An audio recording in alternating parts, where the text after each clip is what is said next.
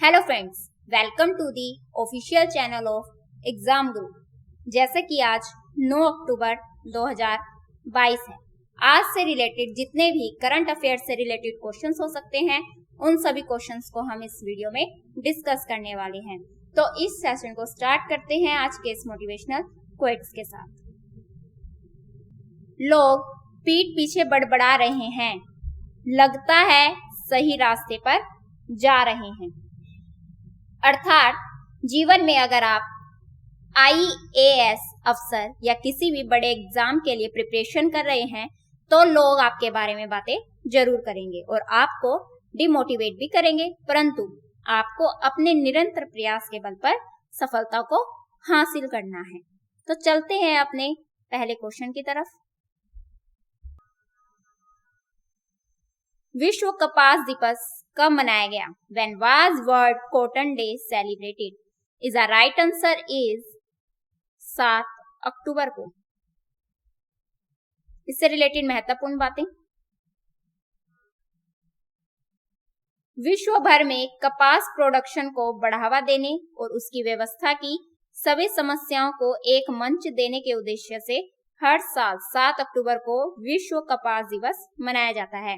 सबसे पहले साल 2019 में संयुक्त राष्ट्र विश्व खाद्य संगठन अंतर्राष्ट्रीय कपास सलाहकार समिति द्वारा आयोजित किया गया था।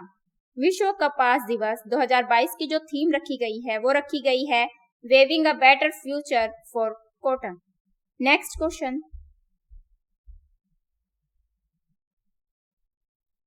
SBI जनरल इंश्योरेंस के MD और CEO पद पर किसे नियुक्त किया गया? Who has been appointed as the MD and CEO of SBI General Insurance? Is the right answer is Kishore Kumar पोलुदासु। इससे रिलेटेड महत्वपूर्ण बातें। SBI general insurance company limited में किशोर कुमार पोलुदासु को अपना नया प्रबंध निदेशक और मुख्य कार्यकारी अधिकारी नियुक्त किया। किशोर कुमार ने 4 अक्टूबर 2022 को यह पद ग्रहण किया है। किशोर कुमार 1991 से भारतीय स्टेट बैंक के लिए काम कर रहे हैं। किशोर कुमार पोलुदासु स्टेट बैंक समूह के हिस्से SBI जनरल में अपना वर्तमान पद संभालने से पहले स्टेट बैंक ऑफ इंडिया के सिंगापुर ऑपरेशंस के उप प्रबंध निदेशक और कंट्री हेड के पद पर थे। Next question. अरुण बाली का निधन हुआ है, वह एक प्रसिद्ध क्या थे? Arun Bali has passed away, what was he a famous? Is the right answer is अभिनेता। इससे रिलेटेड महत्वपूर्ण बातें। माइस्थेनिया ग्रेविस नामक बीमारी से ग्रसित होने के कारण बॉलीवुड इंडस्ट्री के दिग्गज अभिनेता अरुण बाली 79 वर्ष की आयु में निधन हो गया। बता दें कि 3 इडियट्स, केदारनाथ, पानीपत जैसी फिल्मों में काम कर चुके अभिनेता को यह बीमारी इसी साल जनवरी महीने में हुई थी। उन्होंने नीम का पेड़, दस्तूर, चाणक्य, देख भाई देख, द ग्रेट मराठा, शक्तिमान, स्वाभिमान, देश में निकला होगा चांद, कुमकुम एक प्यारा सा बंधन, वो रहने वाली महलों की और देवों के देव महादेव जैसे मशहूर और पॉपुलर सीरियलों में काम किया था। Next question. किस ड्रोन को भारत का पहला सूक्ष्म श्रेणी का प्रमाण पत्र मिला? Which drone got Indians first micro class certification? Is the right answer is A 200 drone. इससे रिलेटेड महत्वपूर्ण बातें। नागरिक उड्डयन महानिदेशालय से स्वदेशी रूप से डिजाइन किए गए A200 ड्रोन को भारत का पहला सूक्ष्म श्रेणी का प्रमाण पत्र मिला है। DGCA ड्रोन को उसके वजन के आधार पर वर्गीकृत करता है। 250 ग्राम से 2 किलोग्राम वजन वाले ड्रोन सूक्ष्म श्रेणी के ड्रोन के अंतर्गत आते हैं।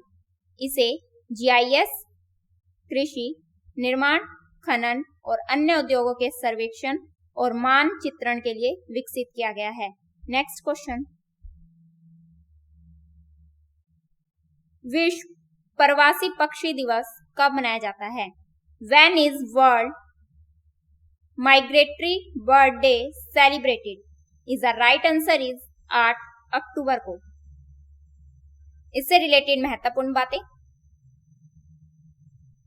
विश्व प्रवासी पक्षी दिवस मई के दूसरे शनिवार और अक्टूबर के दूसरे शनिवार को हर साल मनाया जाता है।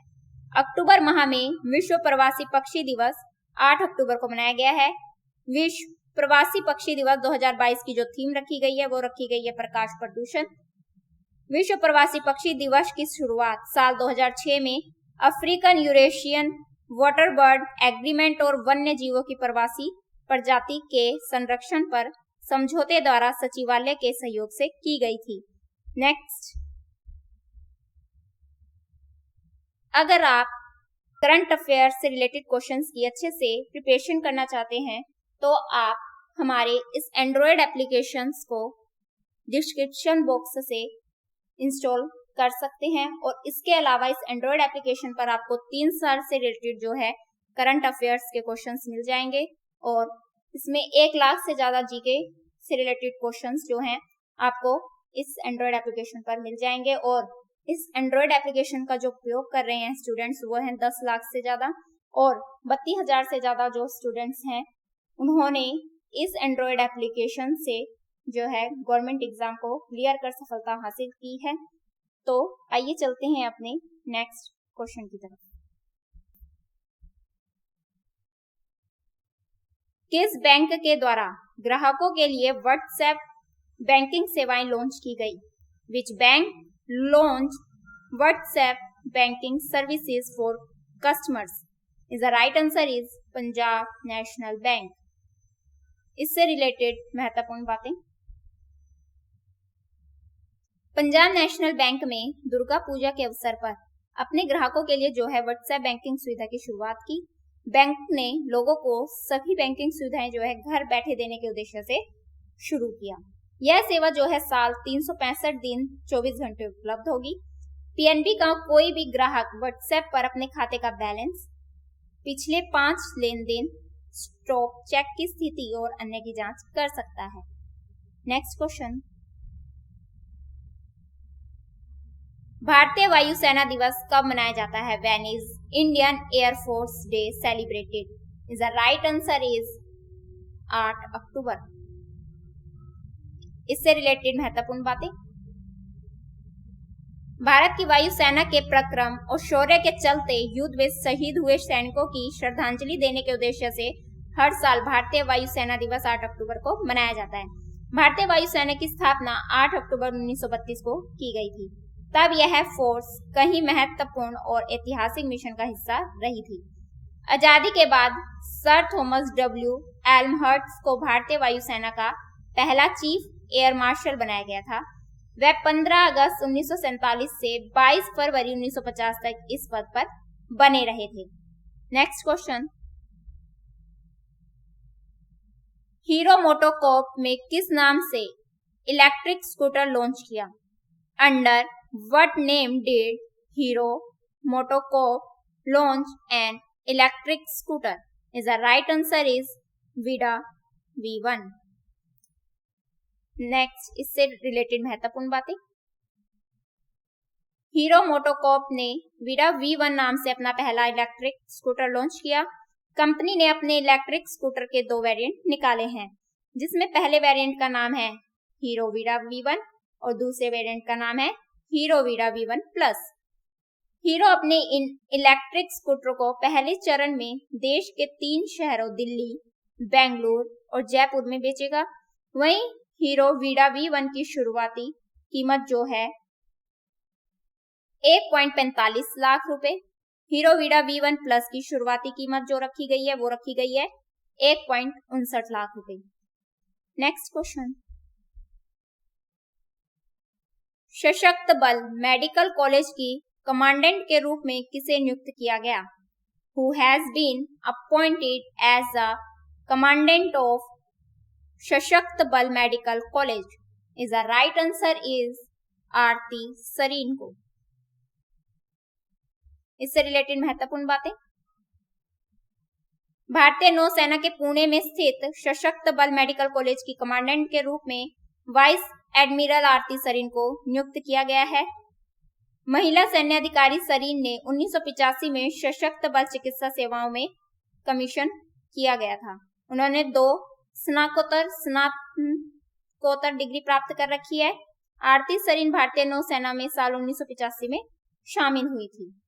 नेक्स्ट क्वेश्चन, जापान देश में भारत के नए राजदूत कौन बने? Who became the new ambassador of India to the country of Japan? Is the right answer is Sibi George. इससे रिलेटेड महत्वपूर्ण बातें, जापान देश में भारत के नए राजदूत के रूप में वरिष्ठ राजनयिक सीबी जॉर्ज को नियुक्त किया गया।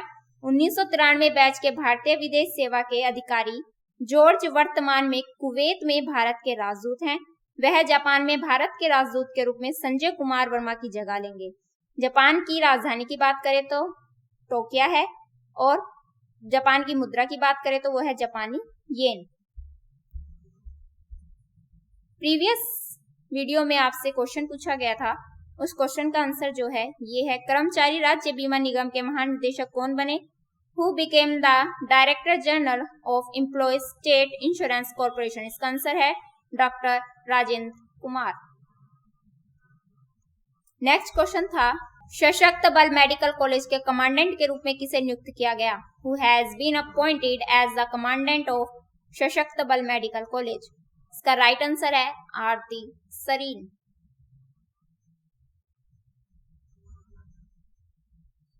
Today question of the day है, यस बैंक का एमडी और सीईओ किसे नियुक्त किया गया? Who has been appointed as MD and CEO of Yes Bank? Prashant Kumar, Vivek Maan, Vipul Dahiya, इनमें से कोई नहीं। नेक्स्ट क्वेश्चन है,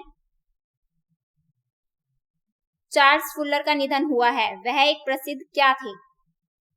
Charles Fuller has passed away, but was he a famous? वैज्ञानिक, इतिहासकार, नाटककार या लेखक? अगर आपको हमारी वीडियो पसंद आई हो तो हमारी इस वीडियो को लाइक करें, और इससे रिलेटेड और भी वीडियोस देखने के लिए चैनल को सब्सक्राइब करें। और अगर आपको हमारी वीडियो हेल्पफुल लगी हो तो हमारी इस वीडियो को अपने एजुकेशनल रिलेटेड ग्रुप्स में शेयर जरूर करें, और इस एंड्रॉयड एप्लीकेशन को इंस्टॉल करना ना भूलें। धन्यवाद।